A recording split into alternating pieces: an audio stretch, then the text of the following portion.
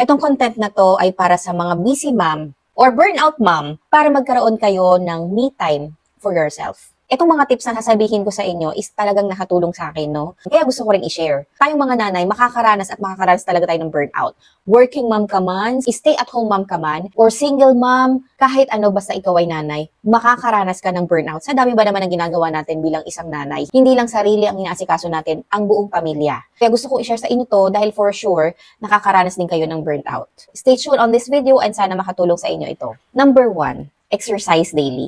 Ito, marami talagang nagsasabi sa atin ito, no, na exercise is number 1 for self-care. Minsan kasi ang hirap ng isingit sa kabisihan nating mga nanay, no. Pero alam nyo, simula nang ginawa ko siya, simula nang sinama ko siya sa routine ko, napansin ko na parang humahaba na yung pasensya ko, yung mood ko mas naging stable, hindi yung na masyadong magagalitin, lagi lang smooth yung araw ko simula nung sinama ko yung exercise sa routine ko. Kasi alam nyo ba na ang exercise daw is essential part talaga sa self-care ng isang tao. Hindi lang siya makakapagbigay ng good shape sa'yo eh. It also maintain you healthy. And according sa study din, exercise daily, improve your mood and boost your energy. Kaya lagi kang malakas sa gawaing bahay. At least 10 to 20 minutes daily, okay na yun. Ako nga minsan 15 minutes, 10 minutes, okay na. Basta pagpawisan, okay na yun. Because for me, it brings positive effect sa aking physical and mental health. Kasi nga, kagaya ng sinabi ko, nagkakaroon ako ng positive vibe. Laging good mood yung araw ko when I start the day with exercise. So try nyo na rin yun, mommy. Number 2, ito naman is the very easy way or the easiest way to light up your mood. Is number 2, listen to music. Alam niyo naman na ang music talaga is very relaxing. So kapag nafe-feel mo na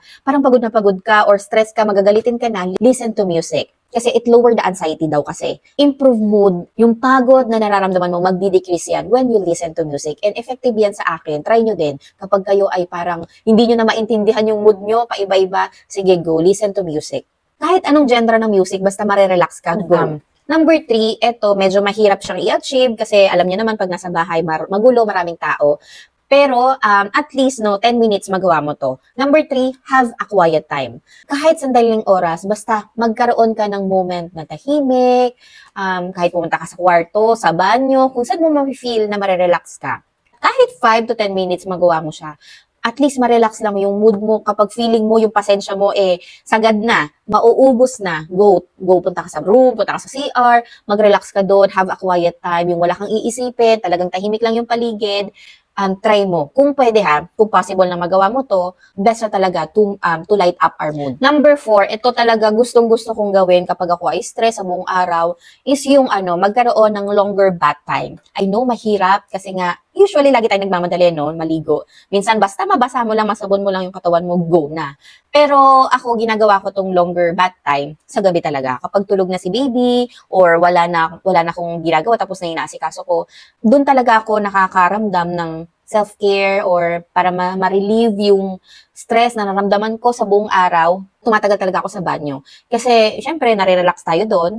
Mas maganda kung warm bath din, di ba? Para ma-relax din yung muscle natin.